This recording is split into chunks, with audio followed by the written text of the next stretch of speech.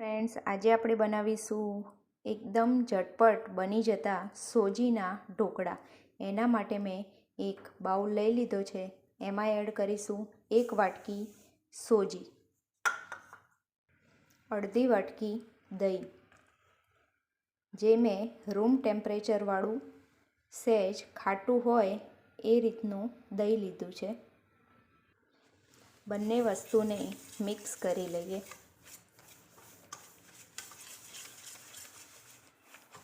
અને થોડું થોડું પાણી ઉમેરી બેટર બનાવી લઈએ. પાણી થોડું થોડું ઉમેરવાનું, જેથી ગાંઠા ના પડે.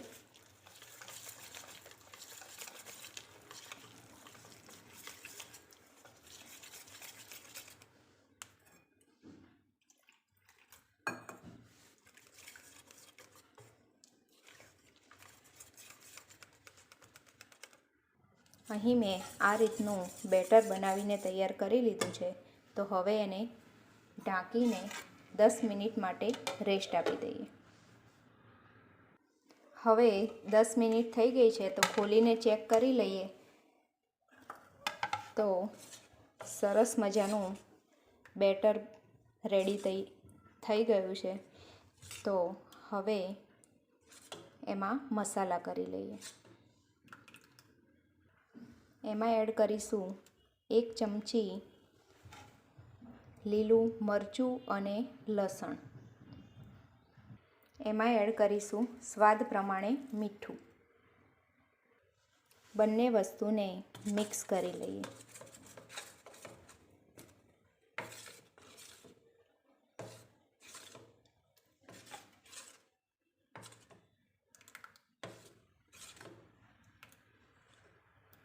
બેટરને સાઈડમાં રાખી દઈશું અને થાળીને તેલથી ગ્રીસ કરી લઈએ.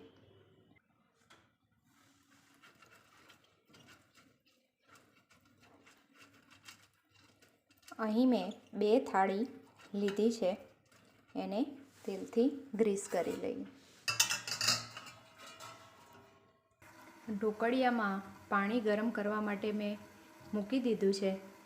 તો હવે આગળની પ્રોસેસ કરીએ.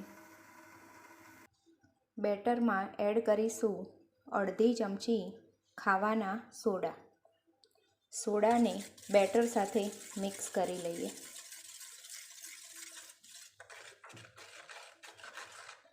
હવે બેટરને ડીશમાં ઉમેરી દઈશું.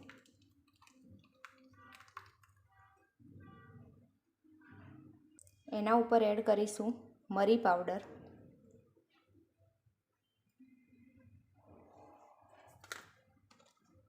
લાલ મરચું પાવડર,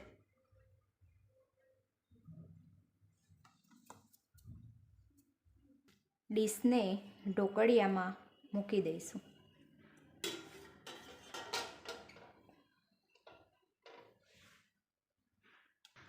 એ જ રીતે બીજી ડીશ પણ મૂકી દઈશું.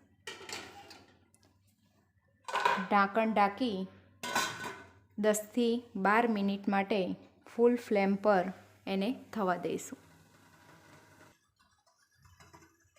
હવે 12 મિનિટ થઈ ગઈ છે, તો ખોલીને ચેક કરી લઈએ.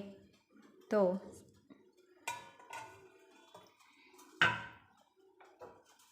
ચપ્પાની મદદથી આ રીતે ચેક કરીએ તો એકદમ ચપ્પુ ક્લીન નીકળે છે. એટલે સરસ મજાના ઢોકળા બનીને તૈયાર થઈ ગયા છે.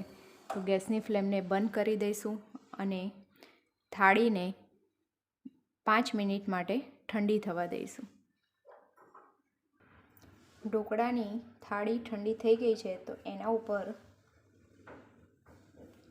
થોડું તેલ લગાવી દઈશું.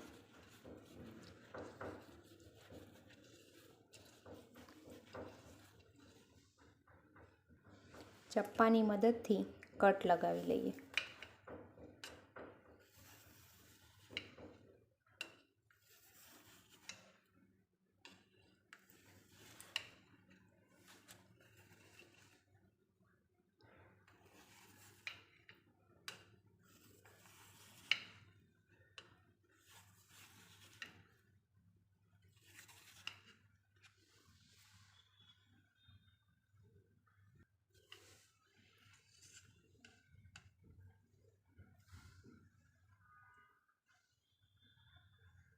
તો સરસ મજાના ઢોકળા બનીને તૈયાર થઈ ગયા છે.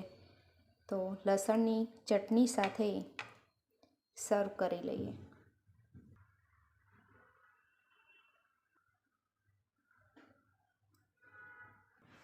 તો એકદમ ઝટપટ બની જાય એવા ઢોકળા બનીને તૈયાર છે. એક હું તમને તોડીને પણ બતાવું કે કેટલા સોફ્ટ બનીને તૈયાર થયા છે.